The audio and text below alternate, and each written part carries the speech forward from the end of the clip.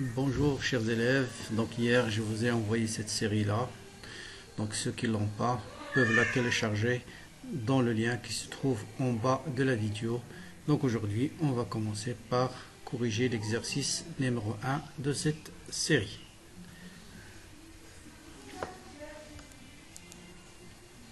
Et je vais commencer par l'exercice numéro 1. Donc je vous rappelle l'énoncé. Donc le solide est lancé d'un point A avec une vitesse v de a et il va suivre une trajectoire circulaire, arriver au point B, il va y avoir une trajectoire rectiligne jusqu'au point C. Après, on a un autre type de mouvement.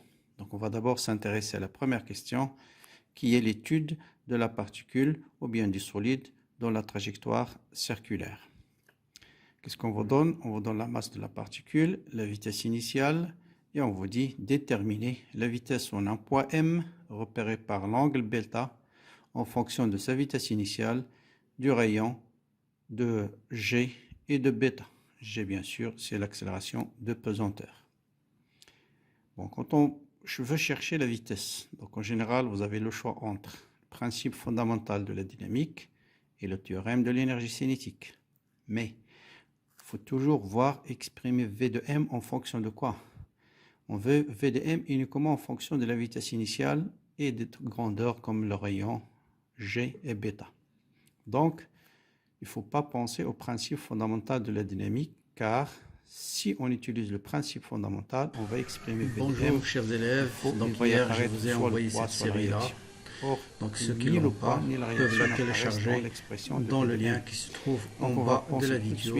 Donc aujourd'hui, on va commencer par corriger l'exercice numéro 1 de cette l'énergie cinétique série. finale moins l'énergie cinétique initiale est égale à la somme des travaux de toutes les forces appliquées. Quelles sont les forces appliquées? D'abord, il faut préciser le système. Donc le système étudié, c'est le solide de masse M.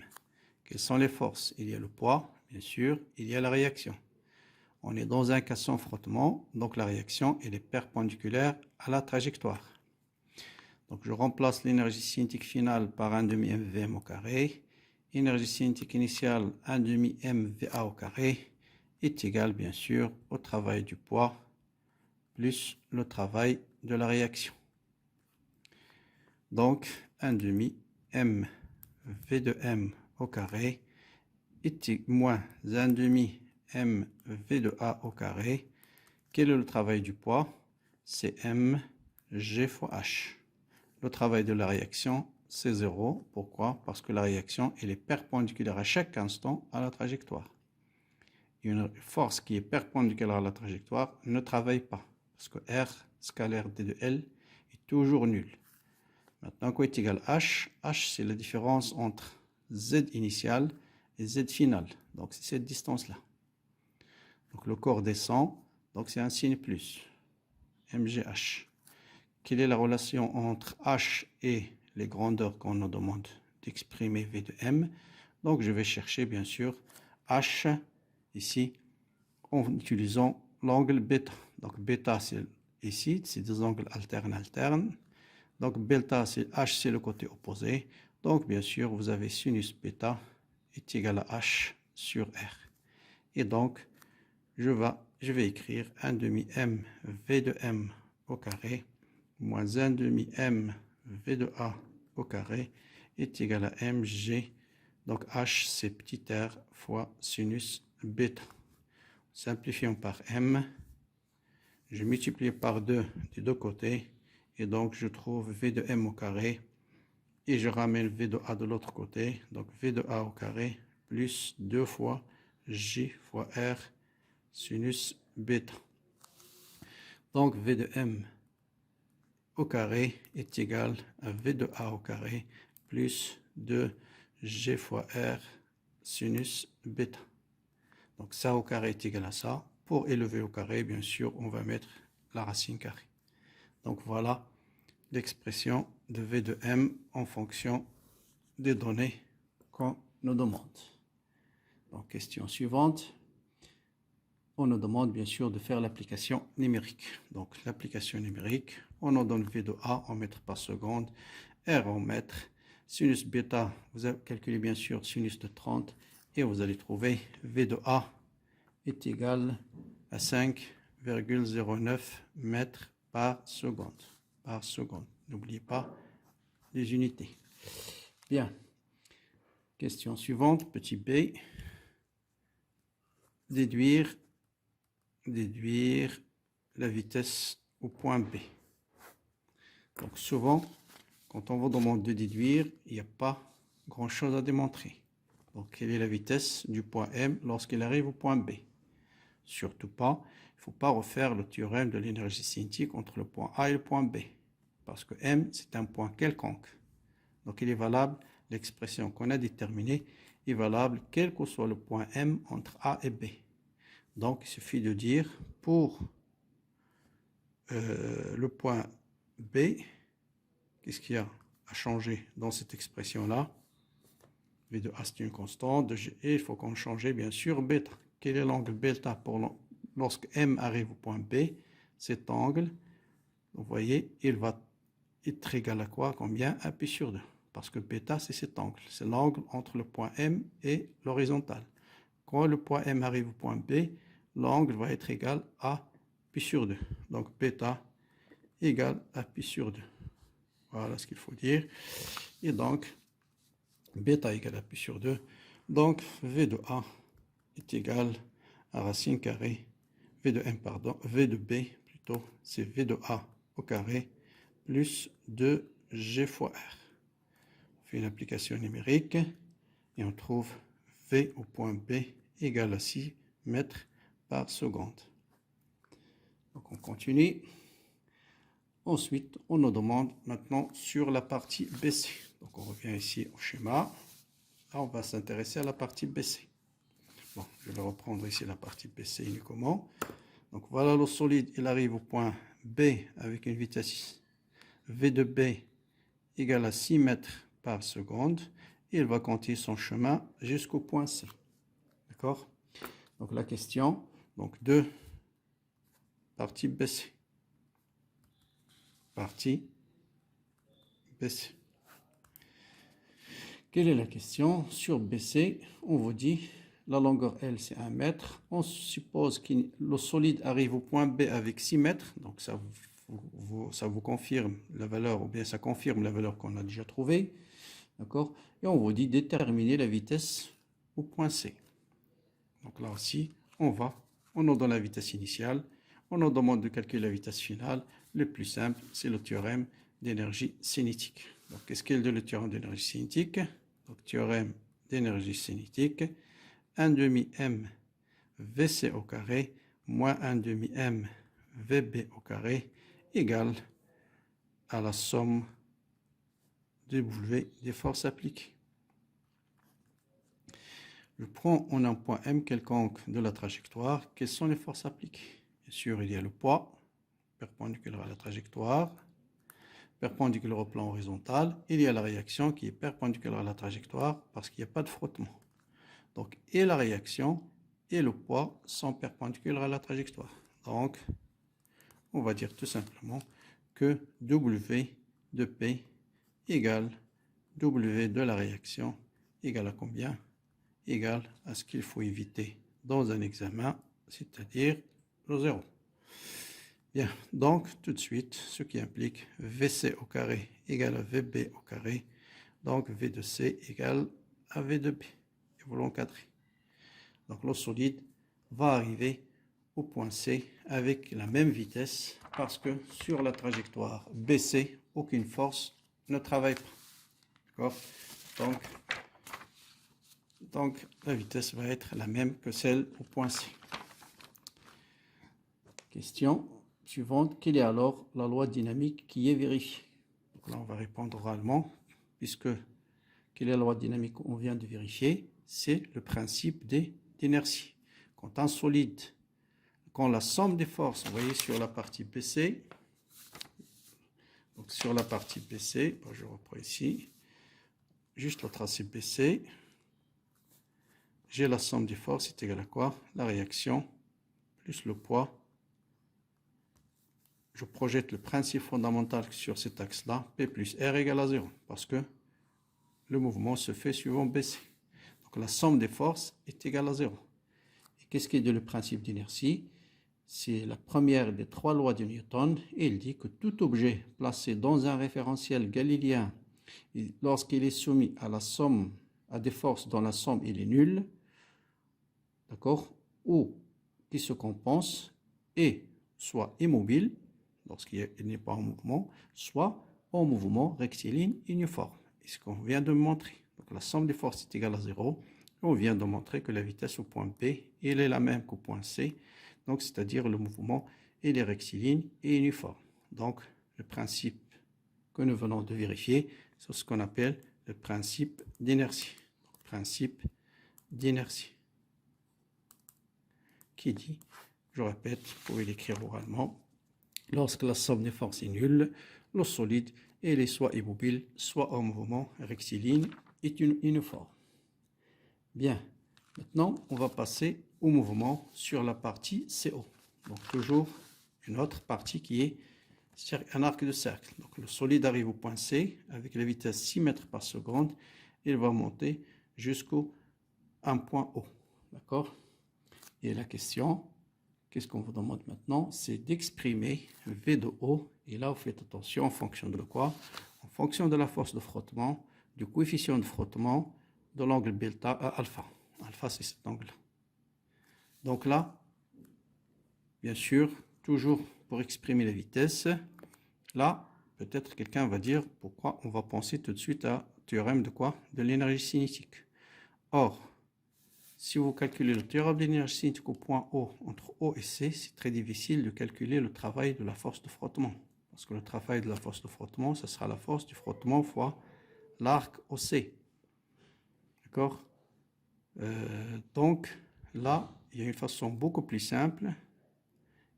En plus, on ne vous demande pas d'exprimer V de O en fonction de V de C. Donc, V de C n'apparaît pas ici. Donc, je ne peux pas utiliser le théorème de l'énergie cinétique entre O et C. Sinon, je vais trouver V de O en fonction de V de C.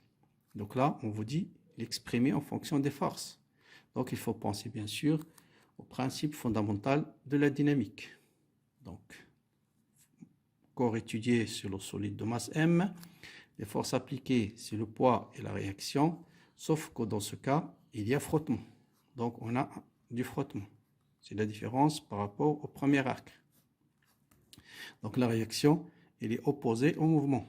Il a deux composantes, réaction normale et réaction tangentielle, qui est opposée au mouvement. Et bien sûr le poids. D'accord? Bien. Qu'est-ce que nous dit le principe fondamental de dynamique? La somme des forces est égale à m fois l'accélération. Maintenant, problème, c'est dans quel repère on va faire la projection de ce vecteur, de ce principe pour déterminer V de O. Chaque fois qu'on a un mouvement circulaire, toujours il faut penser au repère de Freinet. D'accord? C'est un repère de projection. Pourquoi? Parce que lui, c'est un repère mobile. Lorsqu'on l'applique au point O, il va nous permettre de déterminer directement la vitesse en ce point. Et donc, on va essayer d'appliquer ce principe de Freinet. Donc, qu'est-ce qu'il nous dit donc? On va d'abord déterminer la projection de chaque vecteur dans la base de Freinet. La base de Freinet, je rappelle, c'est la normale et la tangente. Prenons le poids par exemple. Donc, vous voyez le poids. Le poids, il est là. Sa projection sur la normale, c'est cette projection-là. Donc, voilà l'angle alpha. D'accord? L'angle alpha, il est là. C'est deux angles. Donc, parce que celui-là est parallèle à celui-là. Donc, angle correspondant. Donc, côté adjacent, donc ça sera P cosinus alpha suivant la normale. Mais dans le sens opposé, donc on va mettre un signe moins. D'accord? Ensuite, sa projection suivant la tangente. Donc, voilà la tangente. Donc, c'est cet angle alpha. Donc, alpha, c'est l'opposé. Donc, c'est sinus. Et comme il est opposé, donc c'est moins P sinus alpha fois la tangente. D'accord? Maintenant, je projette la réaction. La réaction, bien sûr, c'est la réaction normale suivant la normale. Et moins force de frottement suivant la tangente. Maintenant, on nous demande de déterminer la vitesse au point O. Donc, je vais projeter le principe fondamental de la dynamique sur la normale uniquement. Donc, projection projection sur le normal. Donc, quelle est la projection du poids sur la normale? C'est moins P cosinus alpha. Quelle est la projection de R suivant la normale? C'est plus Rn. Est égal à M. Gamma normale, bien sûr, c'est V au point O au carré sur R. Donc, gamma, c'est V carré au point M, on fait la projection, divisé par R. D'accord? Et voilà, on peut déterminer maintenant V au point O en fonction de F, parce que Rn, il peut s'exprimer en fonction de F. On l'a donné au début du chapitre, dans l'énoncé. Donc, je remplace, donc je vais déterminer M V au point O au carré sur R est égal à quoi? Est égal à Rn qui est F sur K. F sur K, on vous dit dans l'énoncé que la composante normale, c'est la post-frottement divisé par le coefficient de frottement, et moins mg cosinus alpha. D'accord? Donc, je vais déterminer, bien sûr, avec ça, V au point O au carré. Donc, V au point O au carré. Je vais multiplier les deux côtés par l'inverse de M sur R, c'est-à-dire R sur M. D'accord? Et donc, je vais obtenir quoi? F fois R sur M fois K moins R fois G cosinus alpha. M sur M va se simplifier. Et donc, je prends la racine de tout ça. V au point O, c'est racine carrée de F fois R sur M fois K moins RG cosinus alpha. Et c'est exactement l'expression qu'on nous demande de démontrer. D'accord?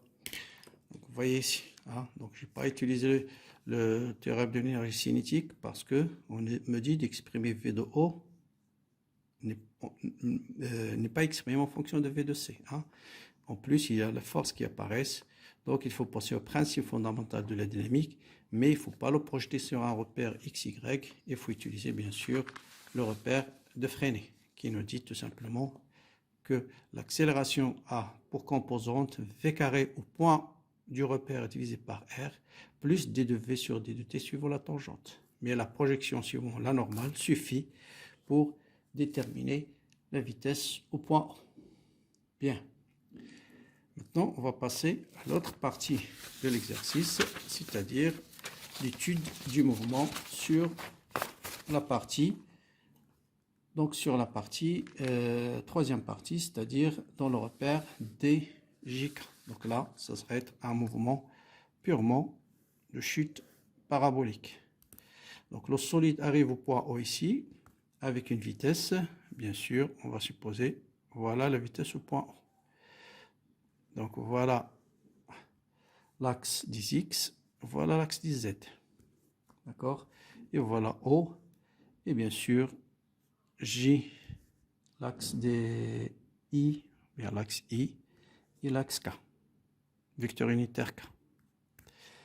Donc voilà, donc ici, ça c'est la vitesse au point O, bien sûr. Donc le centre ici, point O, hop, voilà. Voilà, il arrive au point O avec la vitesse V de O. Question, montrer que la trajectoire dans la partie, une fois que le solide a quitté le point O, s'écrit sous la forme, qu'est-ce qu'on nous demande de montrer?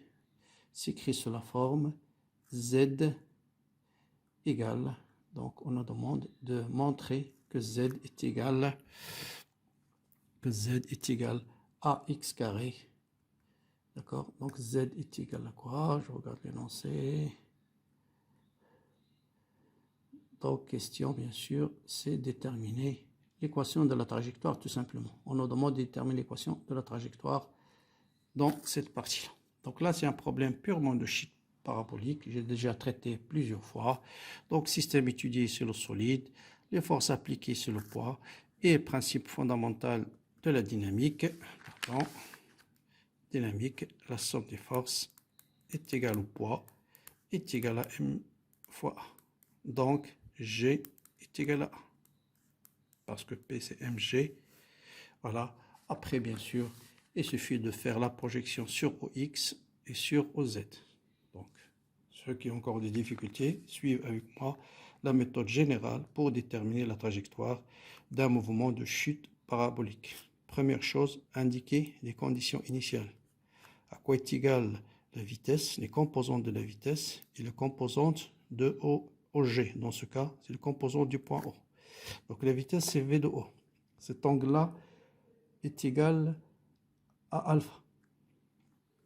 D'accord? Donc vous avez alpha, ici vous avez pi sur 2, ici vous avez pi sur 2 moins alpha. D'accord? Voilà, et ici vous avez pi sur 2. Donc là j'ai mal tracé le schéma. Ici vous avez pi sur 2. Et donc ici vous allez voir l'angle alpha. Donc les composantes de V, c'est VO cosinus alpha et VO sinus alpha. Donc sur OX, c'est VO cosinus alpha. Et sur OZ, c'est côté opposé, VO sinus alpha. Maintenant, les coordonnées du point O. Donc l'axe des X, bien sûr, O, c'est 0. Et sur l'axe Z, c'est H. Donc X égale à 0 et Z égale à H. Bien. Qu'est-ce qu'on fait? On projette, projection, projetant, principe fondamental de la dynamique sur. On va les projeter sur les deux axes. D'abord sur OX. Donc sur OX, je prends un point M quelconque de la trajectoire. Voilà les forces appliquées. Voilà l'accélération G. Et ce point M, bien sûr, de coordonnées X, Z. D'accord? Donc sur OX, qu'est-ce qu'il dit le principe fondamental dynamique? Il me dit tout simplement A EX égale à combien? Quelle est la projection de G sur l'axe de X? Il est perpendiculaire, donc sa projection c'est 0. Donc c'est quoi A de X? Donc A de X, c'est la D carré de X sur dt carré, qui est égal en fait à D de V de X sur D de T, donc égal à 0.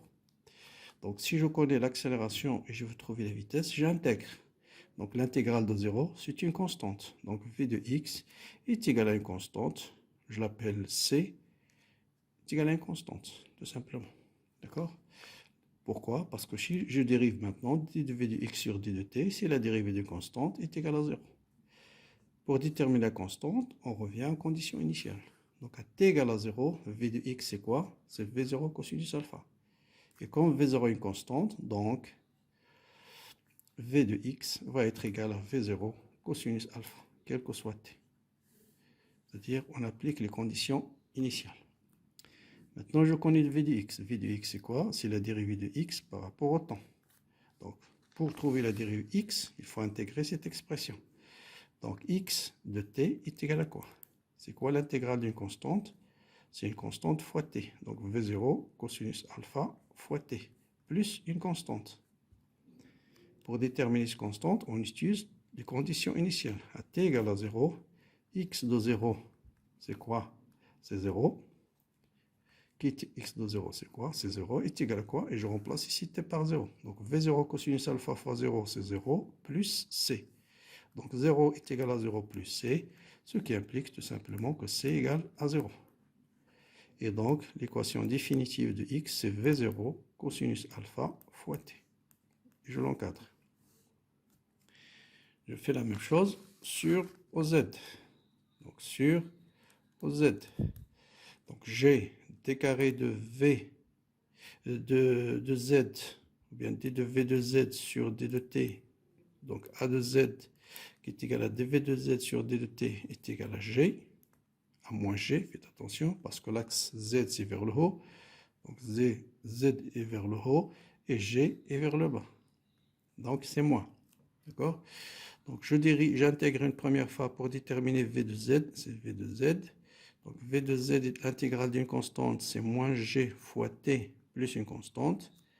Et pour déterminer cette constante, les conditions initiales. C'est pourquoi j'ai dit tout à l'heure, indiquez toujours les conditions initiales. Parce qu'on a toujours besoin de ces conditions pour déterminer les constantes d'intégration. Donc à t égale à 0, V de Z de 0, c'est quoi? C'est V0 sinus alpha. Donc V0 sinus alpha. Et puis je remplace dans l'équation t bar 0. Donc c'est moins G fois 0, c'est 0, plus C. Donc C est égal à V0 sinus alpha. Voilà.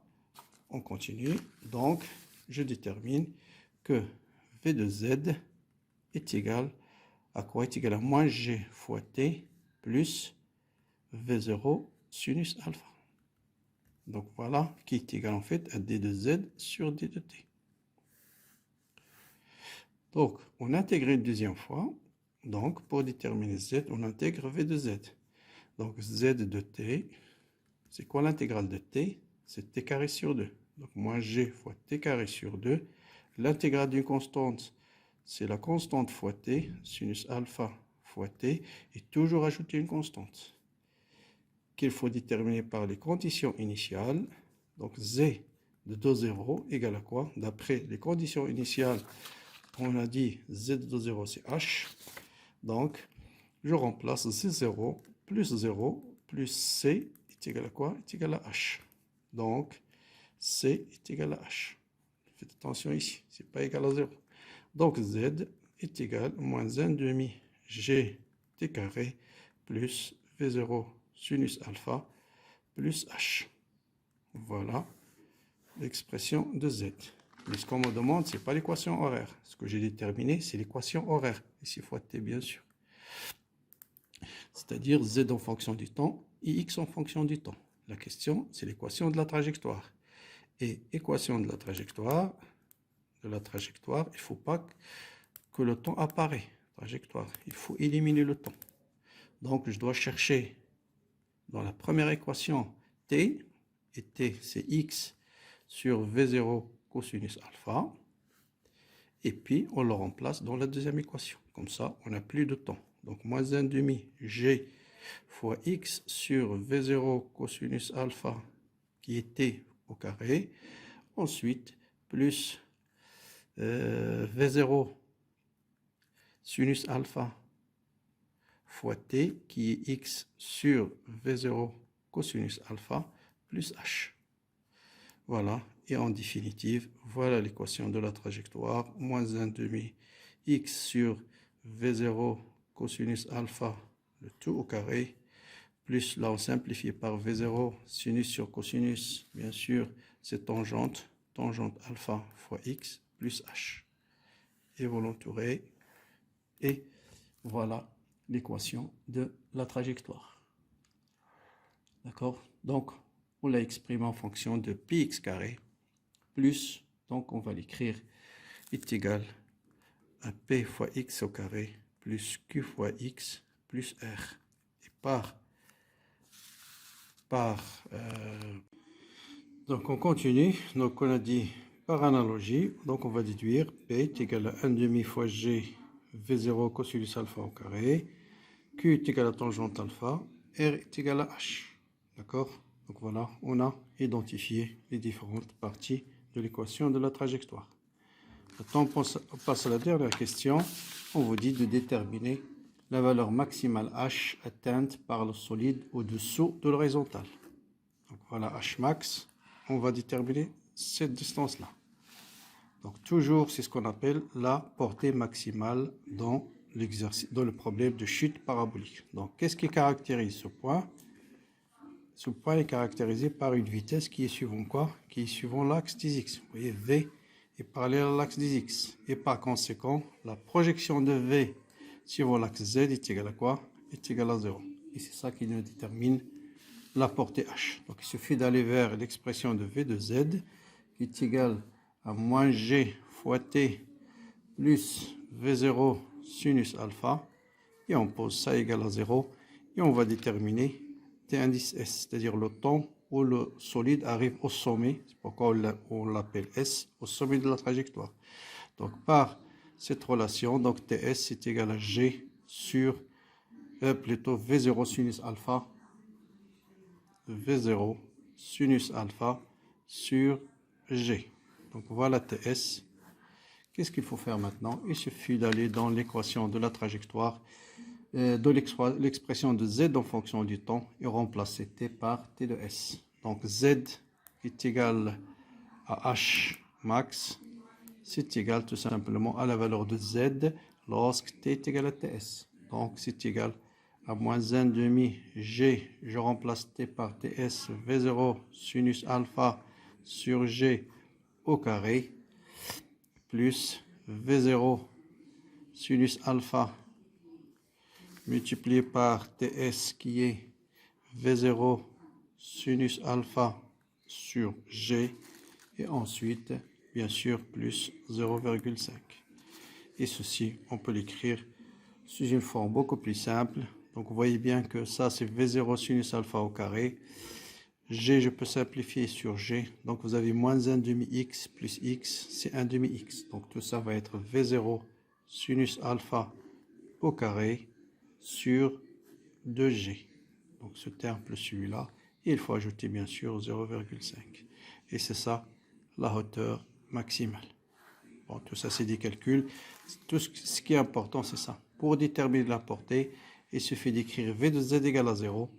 À partir de l'équation horaire de V de z en fonction du temps, on détermine le temps que met le solide pour arriver au sommet. Et on va dans l'expression de z en fonction du temps. On remplace t par ts et vous avez l'expression de h max. Bien sûr, vous avez une autre méthode, c'est déterminer. Non, donc là, pour la portée, c'est la seule méthode qu'on a. D'accord, on veut. Donc on a déterminé, bien sûr, h max. Donc voilà, je crois que c'est tout pour ce premier exercice, d'accord, de la série que vous pouvez télécharger bien sûr sous la vidéo que j'ai déjà envoyée hier. Donc demain peut-être on fera l'exercice numéro 2. J'attends vos commentaires comme d'habitude, vos questions et à bientôt pour la suite.